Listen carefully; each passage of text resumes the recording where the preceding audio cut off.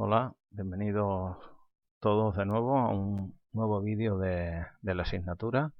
Este es el tercer vídeo referido a repaso de cuestiones previas, ya vistas en principio en la asignatura de segundo de introducción a la automática. En concreto, en este vídeo lo que vamos a hablar es sobre el análisis temporal de sistemas dinámicos. El índice que vamos a seguir es el que veis en esta transparencia. En primer lugar, hablaremos sobre el objetivo del análisis temporal de sistemas dinámicos. A continuación hablaremos del análisis del transitorio, de la respuesta temporal transitoria, especificando en cada caso pues, cuál es este transitorio para los sistemas de primer orden, segundo orden u orden superior. Y por último veremos cómo se hace el análisis del estacionario. Comenzamos con los objetivos del análisis temporal de sistemas dinámicos. Bueno, el objetivo que vamos a seguir en este vídeo es aprender qué características de la respuesta temporal son descriptivas del comportamiento de los sistemas dinámicos. Un sistema dinámico, un sistema de control, ¿de acuerdo? Bueno, pues ya hemos visto que se modela mediante un diagrama de bloques que de forma general tiene bueno, más que general, un diagrama de bloques simplificado, ¿no? Con una realimentación unitaria, que sería este de aquí, ¿vale? En principio, bueno, pues ya sabéis que esta es la referencia al sistema y esta es la salida, ¿de acuerdo? El objetivo cuando hacemos control no es más que hacer o intentar conseguir que el comportamiento, la salida de nuestro sistema, ya sea una temperatura, una velocidad, una tensión, lo que sea, la variable de interés nuestro, tenga un comportamiento determinado. En principio, una realimentación unitaria, como es esta que os pongo aquí, implica ya control. Lo único que pasa es que no tiene por qué estar asociado al comportamiento que realmente queremos, ¿vale? Entonces, ¿qué es lo que hace el análisis temporal? El análisis temporal lo que va a hacer es determinar el valor de I de t en función de una determinada referencia, ¿vale? Eso nos va a llevar a la posibilidad de hacer una representación gráfica de la variable de interés frente al tiempo. Imaginaros que la I es una velocidad angular, por ejemplo, de un motor, ¿vale? Y a la representación, como digo, al comportamiento de dicha salida. Esta, por ejemplo, podemos considerar que es la referencia, ¿vale? Y como os digo, pues si suponemos que es una velocidad angular, pues sería en este caso la velocidad angular. Y esto nos da pues una variación, cómo evoluciona la velocidad angular del eje motor, por ejemplo, a lo largo del tiempo. ¿Esto qué nos va a permitir? Pues como veis aquí, nos va a permitir si se cumple el comportamiento que nosotros queremos. Es decir, por ejemplo, el error que vemos y apreciamos aquí está dentro de los márgenes que nosotros podemos admitir o no.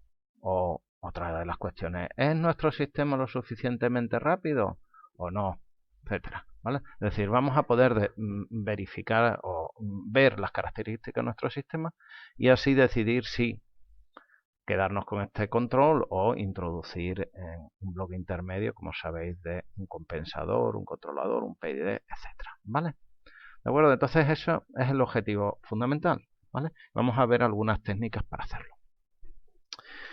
Para facilitar esta tarea, ¿qué es lo que vamos a intentar? Vamos a intentar ver qué parámetros dentro de la función del sistema describen estas características. Y eso nos permite no tener que resolver continuamente la transformada inversa de Laplace. Para hacer esto que veis aquí, fijaros que nosotros tendríamos que haber partido de la ecuación diferencial, que depende del tiempo, ¿vale? Con esta ecuación diferencial aplicamos transformadas de Laplace. Estas transformadas de Laplace me llevan al espacio complejo. El modelo es la función de transferencia, como ya vimos en el vídeo anterior a este, donde la variable de interés en este caso es S. T, como os digo, pertenece a R, ¿vale? Como ya os comenté también en aquel vídeo. y S pertenece al conjunto de los números complejos, ¿vale? Aquí, ¿qué es lo que hacemos en este espacio? Bueno, pues este espacio que es más sencillo porque no trabajamos con ecuaciones diferenciales que son relativamente complejas de trabajar, mientras que aquí trabajamos con ecuaciones algebraicas que son más sencillas. Pues como os digo, aquí lo que hacemos es un trabajo, pues por ejemplo, si yo tengo este diagrama de bloques que os he puesto antes, determino la función de transferencia en lazo cerrado, ¿vale? De tal forma que de forma muy sencilla puedo ver cuál es el modelo de mi sistema cuando tengo el lazo cerrado, etcétera, ¿vale? Una vez que ya he trabajado en este espacio, como yo lo que quiero en realidad es conocer el comportamiento en el tiempo, hacemos la transformada inversa de Laplace, L-1, y nos volvemos a ir al espacio real. En este caso, bueno, si queréis, para que sea coherente con la anotación que he puesto antes, determinamos una IDT, ¿vale? Donde de nuevo T pertenece a R, que me permite hacer representaciones gráficas como la que os he puesto antes, o si es la de un sistema de orden superior, pues que puede tener, como ya conocéis, pues comportamientos de este tipo, por ejemplo, ¿vale? Y a partir de ahí también analizar. Por tanto, el análisis de la respuesta es hecho aquí. ¿Qué es lo que ocurre? Que igual que trabajar con ecuaciones diferenciales complejas, y por eso pasamos un espacio en el cual ya las ecuaciones son algebraicas, hacer la transformada inversa de Laplace para volver al espacio real, a t, al parámetro t, es también complejo, ¿vale? El hacer esta transformada. Entonces lo que vamos a intentar es buscar parámetros en las funciones de transferencia que se vean directamente reflejadas en la salida de mi sistema.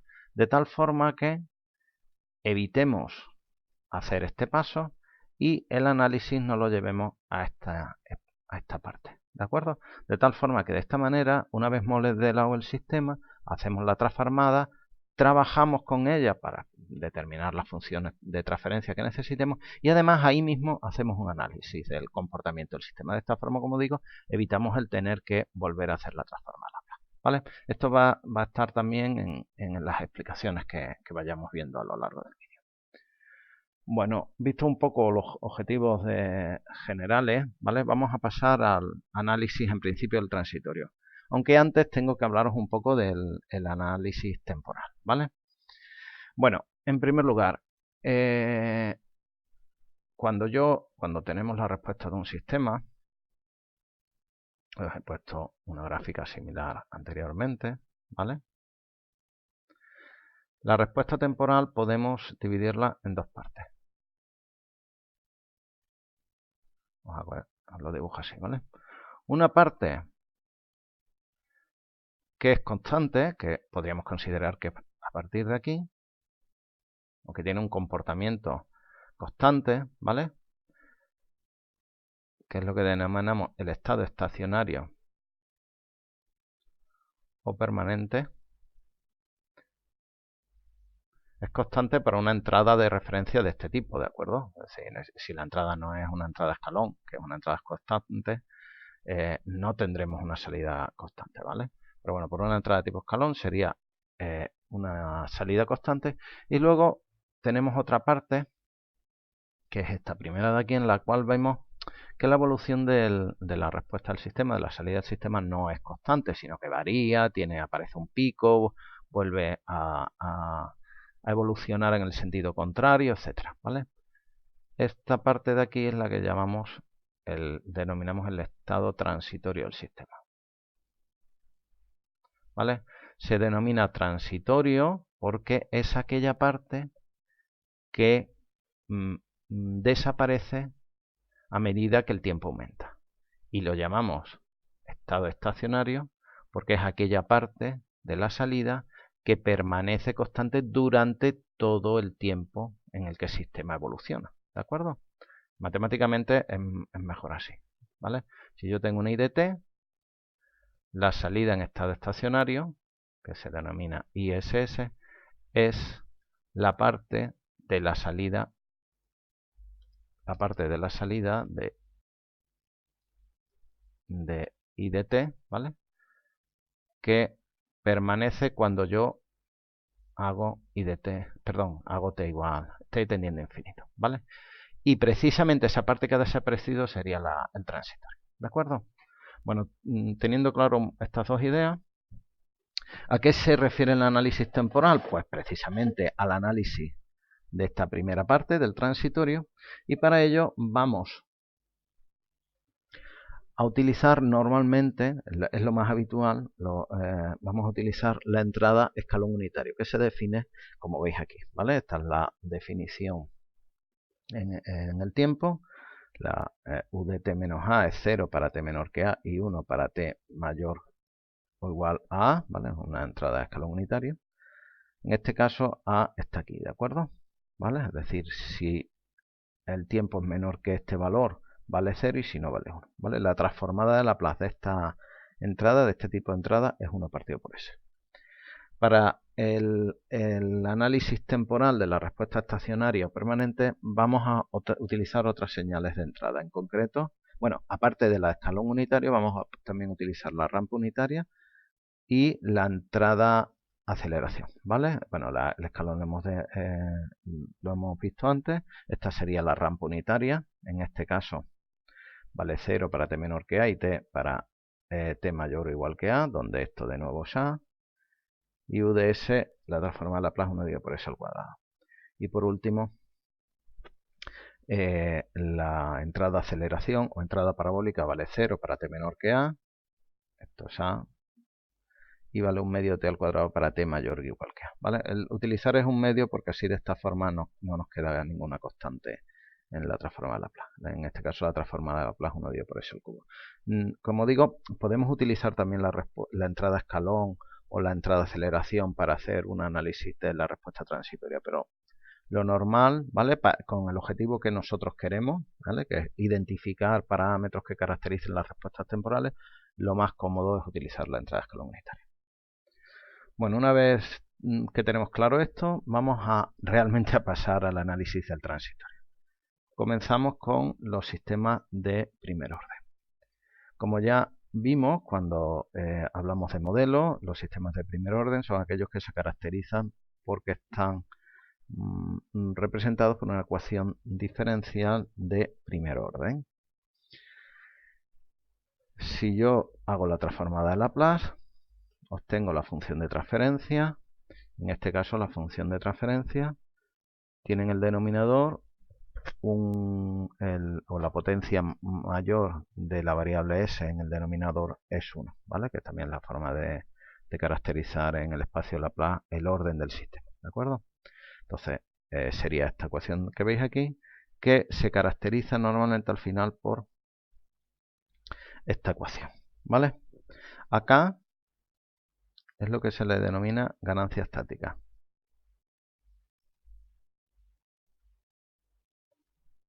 Y tau es la constante de tiempo. Luego veremos exactamente qué es cada uno de esos parámetros. Vamos, como hemos dicho, a suponer la entrada de escalón unitario. Y en ese caso la salida es esto de aquí, y si aplicamos la transformada inversa a Laplace tenemos ya la salida a un sistema de primer orden, ¿vale? Que es I de t es igual a k por 1 menos elevado a menos t dividido por tau, ¿vale? ¿De acuerdo? En esta ecuación, bueno, quiero comentaros una cosa. Fijaros que si determinamos los polos de la función de transferencia, os recuerdo que los polos de la función de transferencia son los valores de s que hacen que el denominador sea 0, es decir, las raíces de la ecuación característica. Los polos en este caso, el polo, mejor dicho, porque nada más que hay uno, es menos 1 dividido por tau, ¿vale? Si os fijáis en esta ecuación, esto no es más que de menos t dividido por tau, sería sería t por el polo, la ubicación del polo de mi sistema, ¿vale? Esto nos lleva a que, fijaros, que si el polo de la función de transferencia es positivo, entonces e elevado a el polo S por tau tiende a infinito cuando t tiende a infinito. ¿Vale? Esto daría lugar a una respuesta de este tipo, que yo tengo una entrada a escalón y el sistema me hace así. ¿Vale? Tiende a infinito, perdón. Tiende a infinito cuando t tiende a infinito. ¿Vale?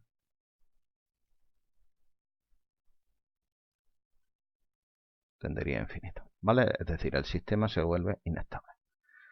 Esto es un tema interesante que hay que tener en cuenta, ¿vale?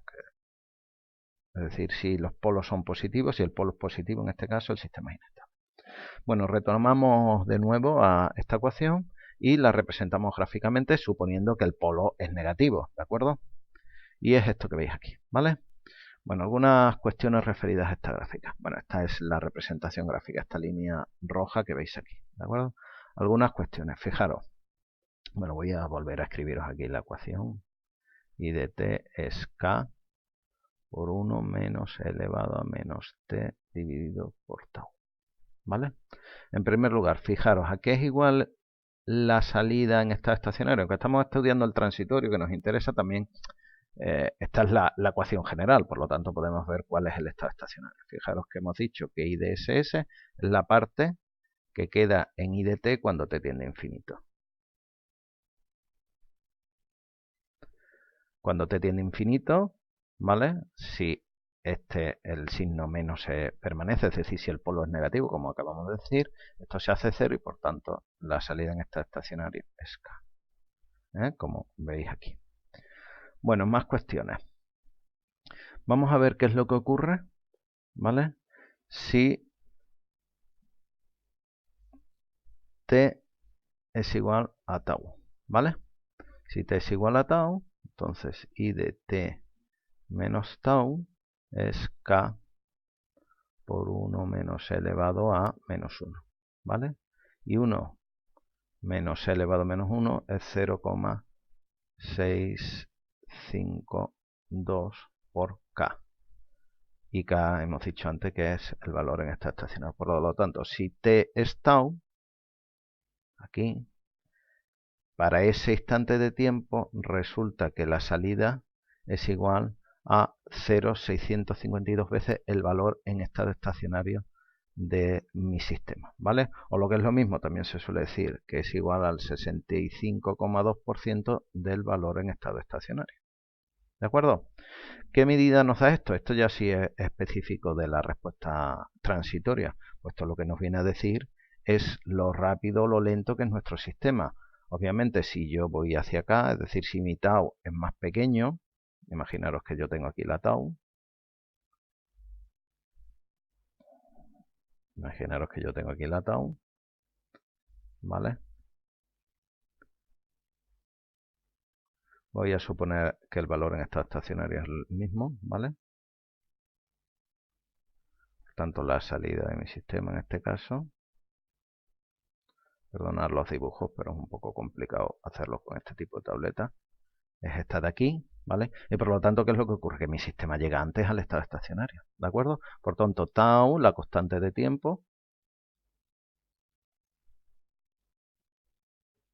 tau es la constante de tiempo, lo que nos mide es la velocidad del sistema, ¿vale?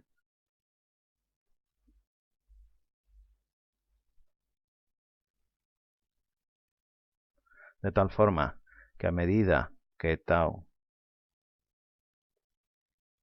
disminuye, la rapidez del sistema, la velocidad, aumenta. ¿De acuerdo?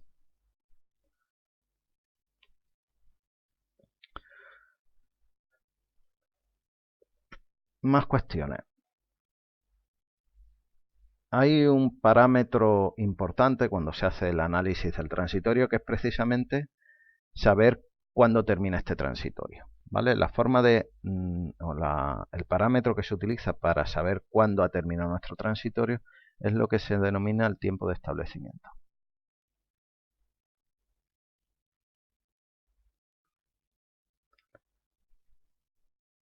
y el tiempo de establecimiento se define como el tiempo que tarda nuestro sistema en llegar al valor en estado estacionario en un más o menos rango en torno a dicho valor en estado estacionario. Por ejemplo, si este es nuestro caso, ¿no? El sistema este sería el valor de K, el estado estacionario, pues nosotros podríamos ver cuánto tiempo tarda en llegar nuestro sistema al 95% de ese valor, ¿vale? Por ejemplo, imaginaros, esto sería 0,95 de K del valor en estado estacionario, ¿vale? Bueno, pues este tiempo, bueno, está un poco mal dibujado, ¿vale? Porque sería por aquí. Perdonadme, voy a intentar dibujarlo un poco mejor, ¿vale?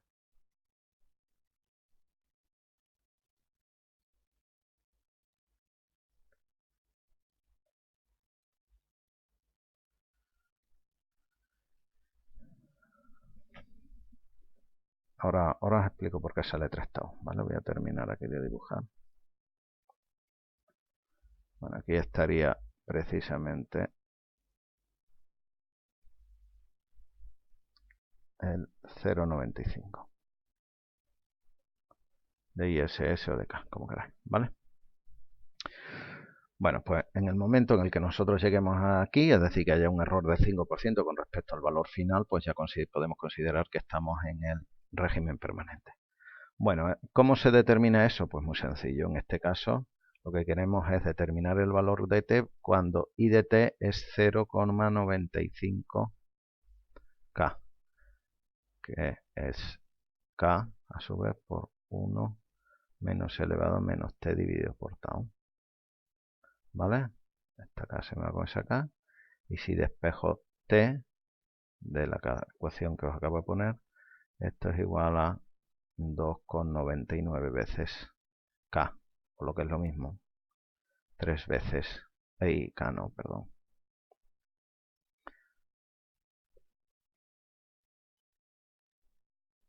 Tau, 2,99 veces tau,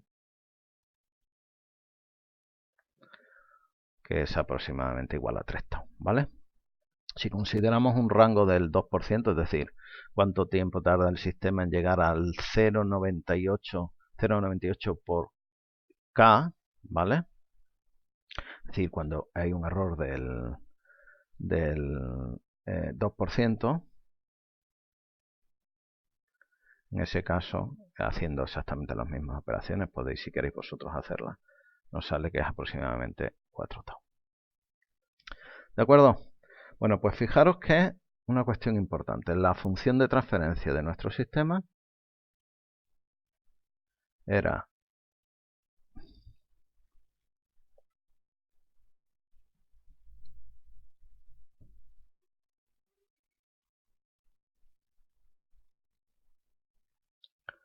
K dividido por tau s más 1 y directamente viendo esta ecuación, esta función de transferencia, podemos conocer el valor en estado estacionario. Para una entrada a escalón unitario, tened cuidado, ¿vale? En este caso estamos suponiendo escalón unitario, si el escalón es unitario, sino que yo, por ejemplo, tengo una entrada en vez de 1, de amplitud 1, 5, la salida no será K, será 5 veces K, ¿de acuerdo? Entonces, cuando tengo una entrada de escalón unitario de amplitud 1, la salida es K, y luego con este parámetro tau puedo conocer cuál es la velocidad de mi sistema, es decir, si mi sistema es rápido o lento, y puedo conocer el tiempo en estado estacionario, es decir, el tiempo que tarda el sistema en llegar al estado estacionario. Y por tanto, fijaros que simplemente analizando la información de la función de transferencia podemos ya conocer, incluso dibujar la respuesta de nuestro sistema.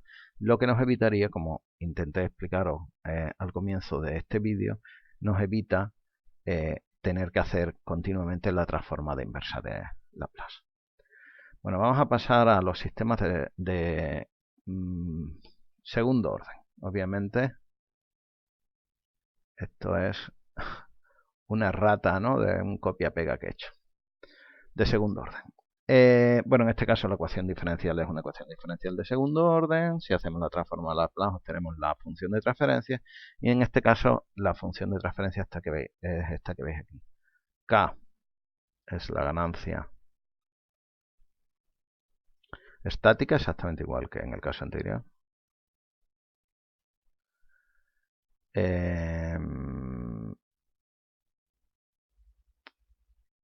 Delta es el coeficiente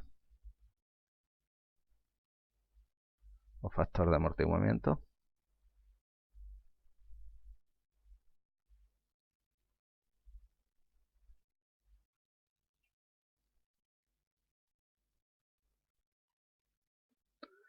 Y omega n es la frecuencia natural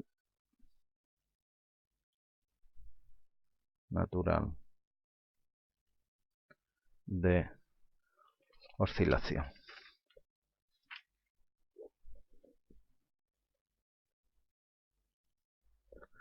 Oscilación no amortiguada, ¿vale?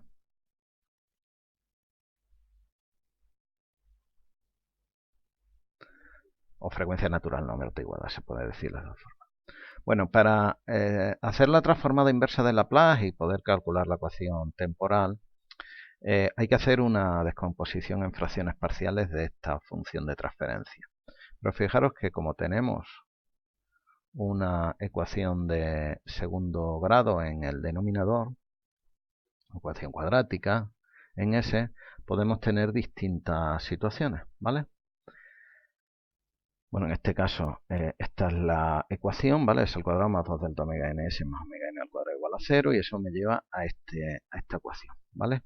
Fijaros que en esta red cuadrada podemos tener, en función de delta, varias situaciones que vamos a comentar ahora mismo. Si delta está entre 0 y 1, fijaros que esto es negativo y por lo tanto es un número imaginario, y los polos serán estos de aquí. En este caso tendremos polos complejos conjugados. Si delta es igual a 1, esto es 1, esto es 1, por lo tanto 1 menos 1 es 0, y lo que tenemos es un polo doble menos delta omega n, un polo doble real.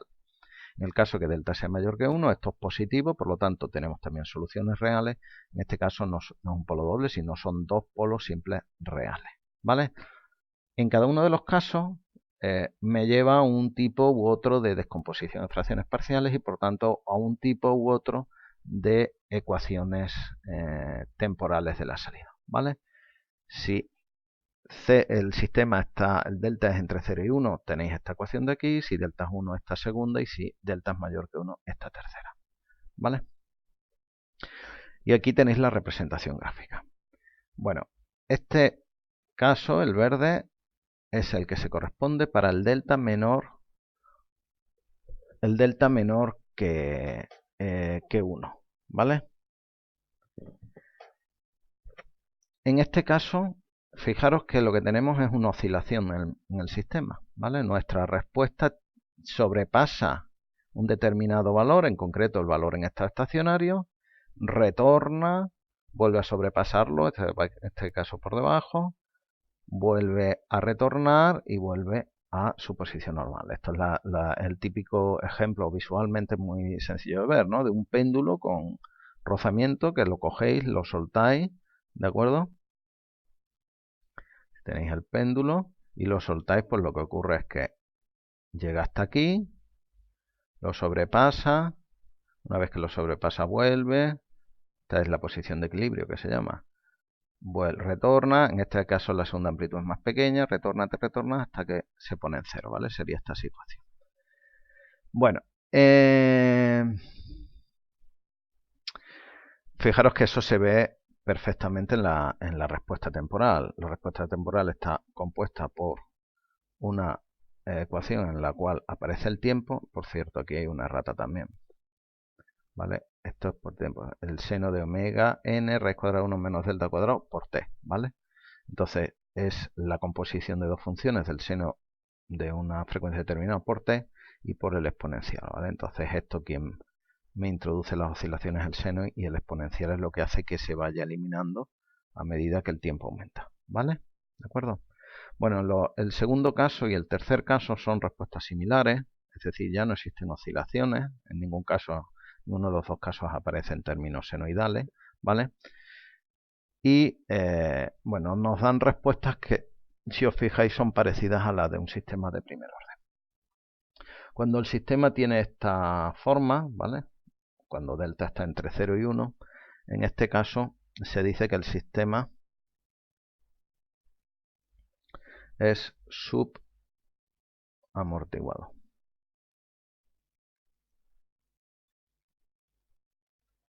Si delta es 1, bueno, si delta es mayor que 1, se dice que el sistema es sobreamortiguado.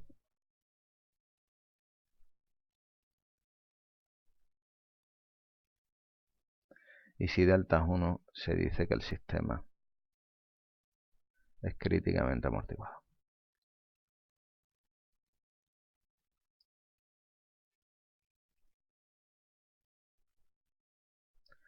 ¿De acuerdo? En este caso es críticamente amortiguado porque se puede considerar que es la frontera entre los sistemas subamortiguados y los sobreamortiguados. Bueno, un último detalle, fijaros que aquí en las exponenciales aparece menos delta omega nt, aquí aparece menos omega nt, ¿vale? Y aquí aparece menos S1 y menos S2. Fijaros que esto, si vemos la transparencia anterior, menos delta omega n se corresponde con la parte real del polo, ¿de acuerdo?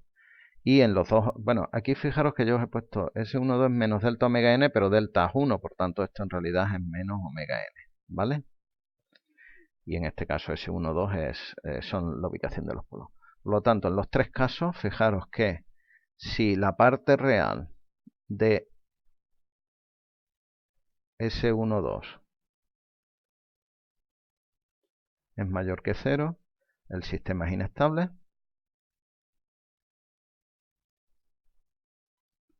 Y aquí, que también son polos reales, en estos otros dos casos,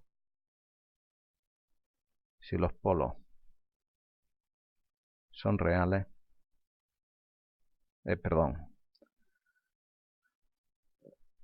son positivos, son mayores que 0,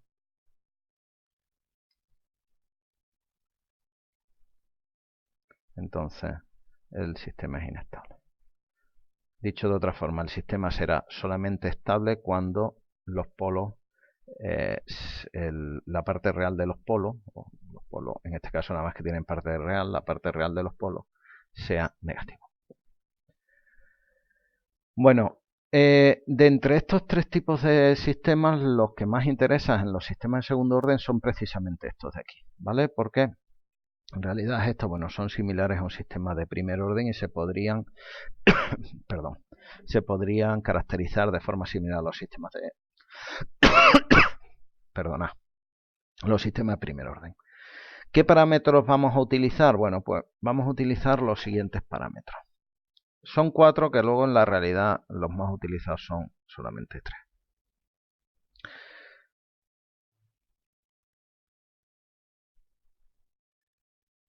Os dibujo aquí la respuesta cuando delta es menor que 0,1, ¿vale?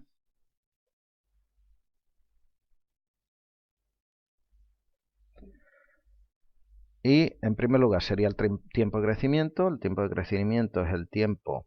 Hay distintas definiciones, pero bueno, nosotros podríamos tomar esta. Es el tiempo que va desde t igual a 0 hasta que la salida del sistema sobrepasa por primera vez el valor en estado estacionario del sistema, ¿de acuerdo? El valor ISS. Sería el tiempo de crecimiento. También se le denomina tiempo de subida. En vez de a veces el 0% y el 100% del ISS, pues se define entre el 5 y el 95% de ISS, o entre el 10 y el 90 de ISS, etcétera, etcétera, ¿vale? Bueno, la expresión que veis aquí es la que se podría utilizar para determinar el tiempo de subida. Omega D, que no lo he comentado, es omega n raíz cuadrada de 1 menos delta al cuadrado, ¿vale? Fijaros que en el caso que estamos considerando, los polos son menos delta omega n más menos omega n raíz cuadrada de 1 menos delta al cuadrado j, ¿vale? Donde j es el número imaginario.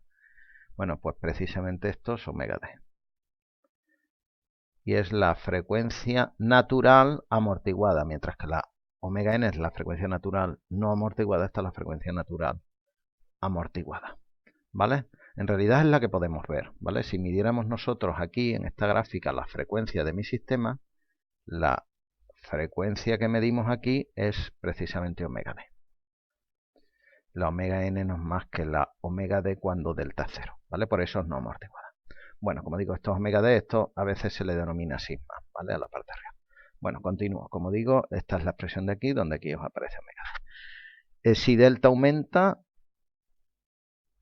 aumenta, el tiempo de crecimiento aumenta, ¿de acuerdo? Es decir, si el sistema está más amortiguado, tarda más en llegar. Y luego si omega n aumenta, si la frecuencia natural no amortiguada es mayor, el tiempo de crecimiento es menor, ¿vale? Es bastante lógico, ¿no? Si la frecuencia natural de mi sistema es mayor, pues el sistema va a ser más rápido y va a tardar menos tiempo en llegar. El tiempo de pico es el tiempo asociado al máximo del valor de la salida. Este sería el tiempo de pico. Y viene dado por esta expresión, pi dividido por omega d, ¿vale? Si delta aumenta, el tiempo pico aumenta, y si omega n aumenta, el tiempo de pico disminuye. Fijaros que el comportamiento del tiempo de pico y el tiempo de crecimiento es idéntico, es decir, que con respecto a delta omega sub n es idéntico. En ambos casos nos miden la rapidez del sistema, ¿de acuerdo? Y resulta que como esta expresión es bastante más sencilla de determinar y tiene menos aproximaciones que esta, porque esta tiene una cierta aproximación, además hay que tener en cuenta pues, si es entre el 0 y el 100 o entre el 0 y el 90, lo normal es que utilicemos el tiempo de pico en vez del tiempo de crecimiento. De hecho, nosotros es lo que utilizaremos cuando queramos hablar de la velocidad del sistema.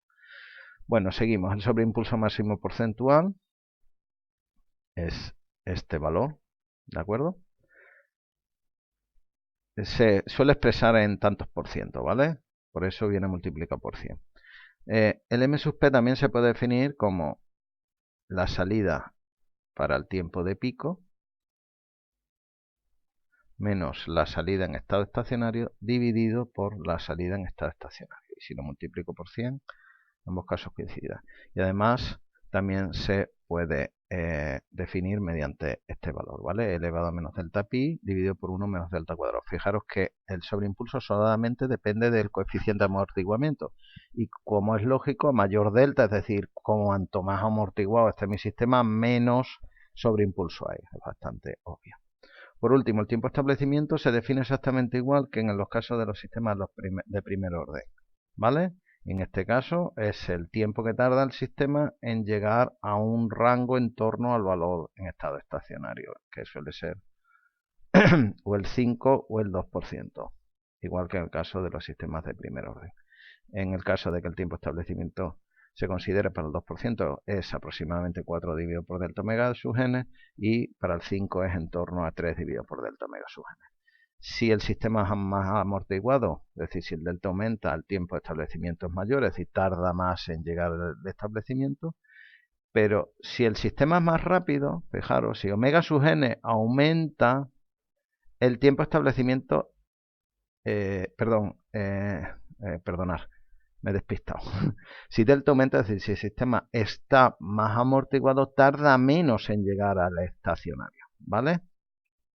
Y obviamente también si el sistema aumenta, ¿vale?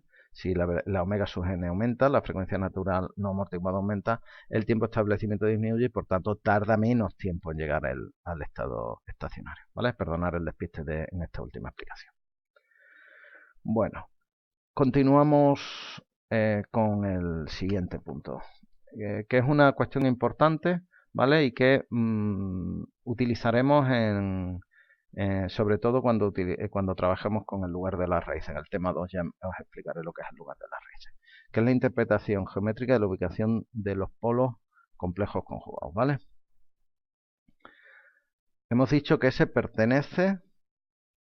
Bueno, una última cosa de la anterior transparencia. Insisto, estas expresiones son para delta entre 0 y 1. Si delta es mayor que 1, aunque el sistema sea de segundo orden, estas expresiones no son válidas, ¿de acuerdo? Simplemente por insistir para que no quede duda. Bueno, en este caso vamos a, como os he dicho, S pertenece el conjunto de los números complejos y por tanto podemos representarlo en un eje, en un plano complejo, donde esa es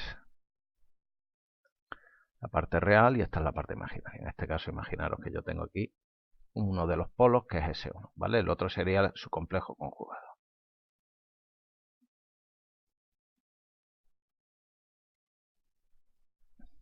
Este polo hemos dicho que viene definido por menos delta omega n, que es la parte real, más menos, en este caso sería el más, uno de los polos complejos conjugados, omega n raíz cuadrada de 1 menos delta al cuadrado.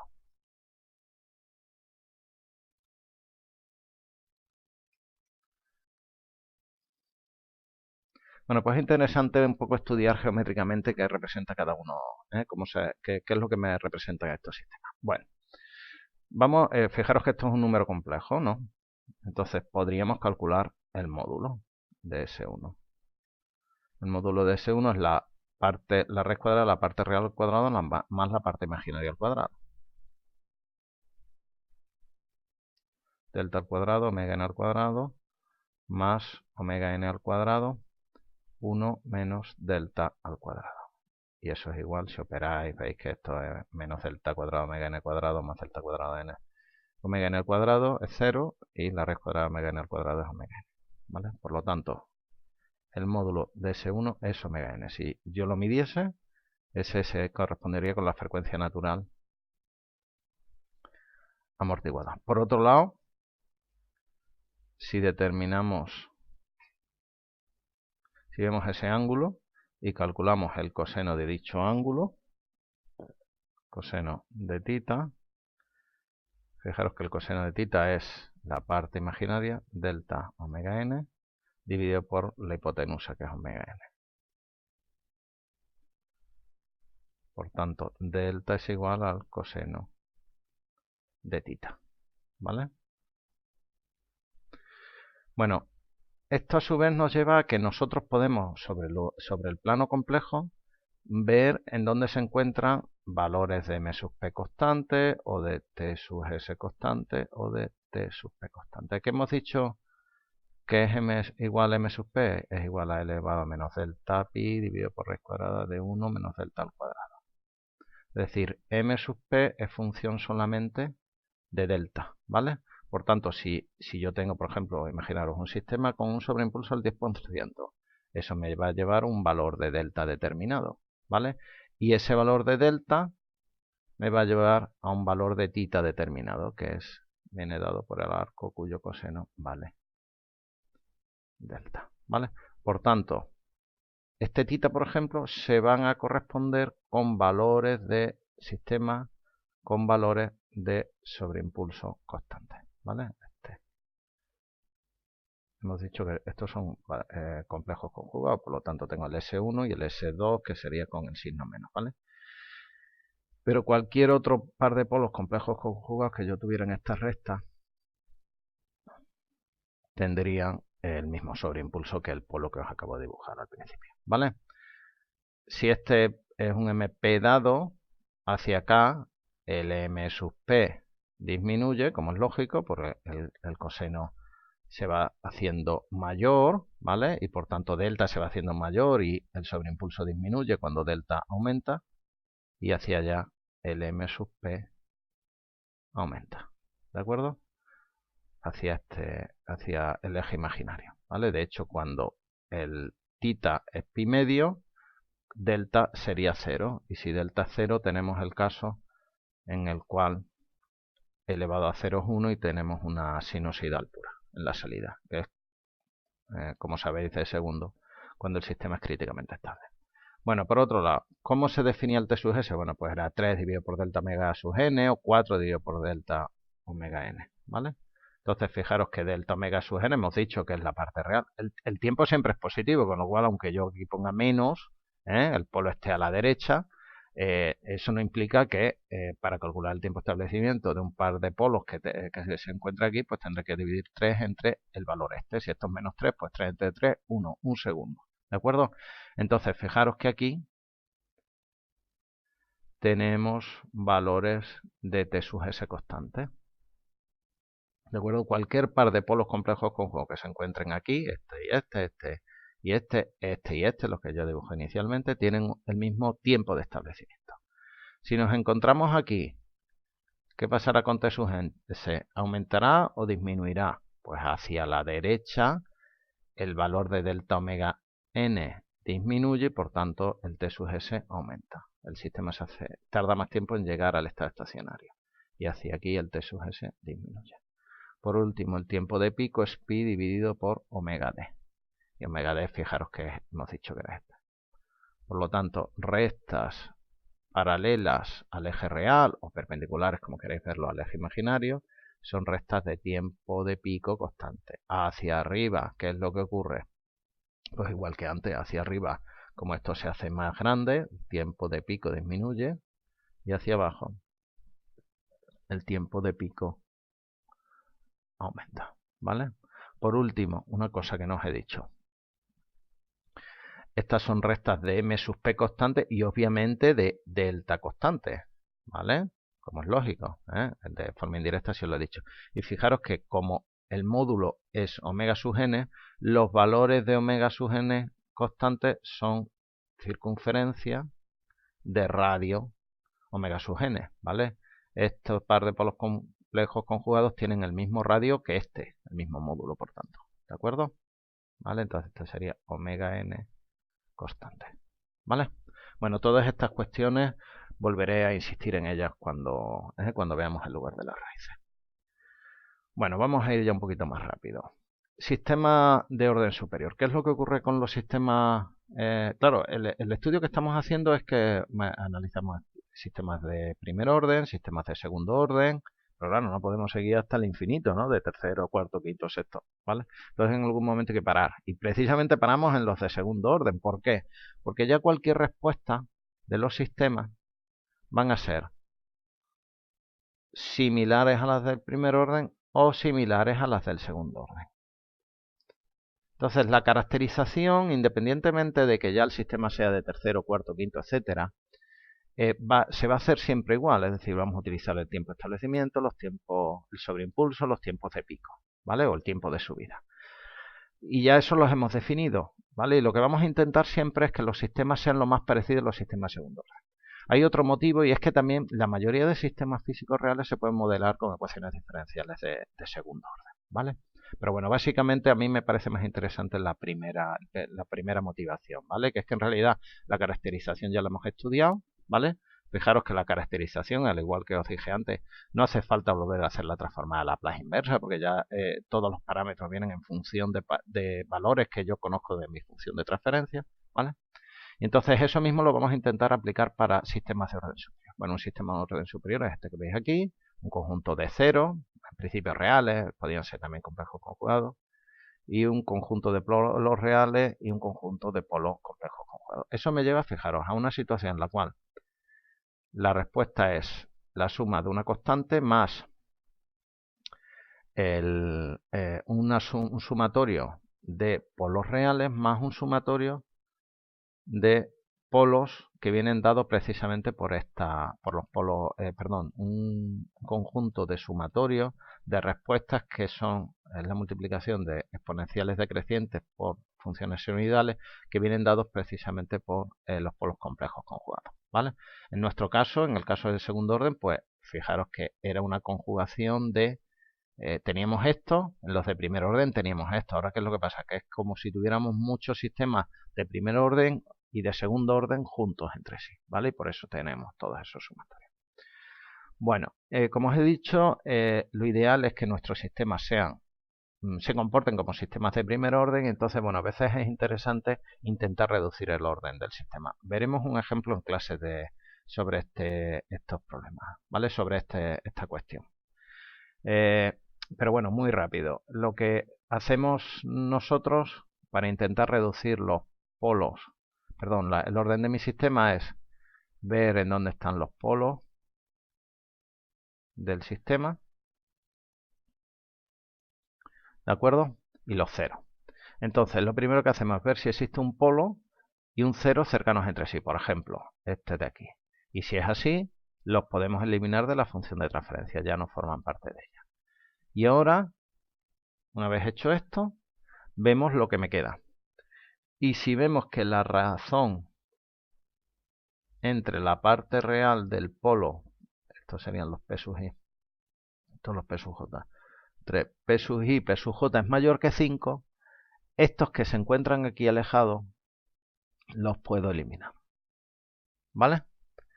Esto es lo que se le denominan polos no dominantes.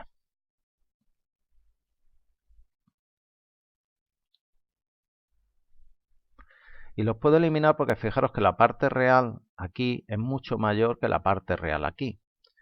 Cada uno de estos dos polos me va a aportar, en la respuesta anterior, funciones de este tipo, donde precisamente esto es el menos delta omega n, la parte real. Si está más alejado del eje imaginario, esta exponencial para el polo 1 me va a hacer, esta exponencial decreciente me va a hacer una cosa así.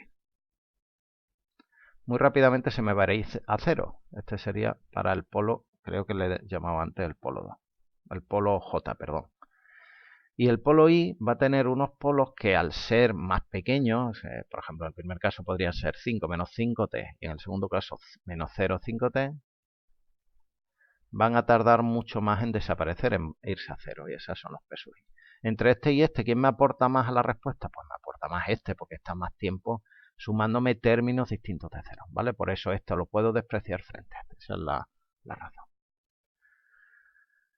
Por último, bueno, una vez eliminados polos y ceros, si conseguimos reducir, lo que sí hay que hacer es recalcular el valor de la ganancia para que las salidas en estado estacionario sean iguales. Bueno, como os digo, sobre esto haremos un pequeño ejercicio, porque sé que esta parte en segundo se ve un poco más por encima y quizás no la tengáis tan clara. Bueno, por último vamos a hablar sobre el análisis del estado estacionario. Hemos estado viendo y hemos estado comentando algo sobre el análisis del estado estacionario, ¿vale? En concreto, hemos visto en las respuestas temporales cuánto valía ISS cuando t tendía a infinito, perdón, IDT cuando t tendía a infinito, y eso era ISS, ¿vale? Sin embargo, no hemos dicho qué parámetro utilizamos para caracterizarlo. Igual que en la respuesta temporal, pues hemos hablado de los tiempos de establecimiento, los sistemas de primer orden también de la constante de tiempo, del sobreimpulso, de los tiempos de pico, etcétera. Del análisis de estado estacionario no hemos hablado nada. ¿Qué es lo que vamos a utilizar para caracterizar la respuesta en estado estacionario? Pues el error en estado estacionario, que no es más que, bueno, perdón, borro.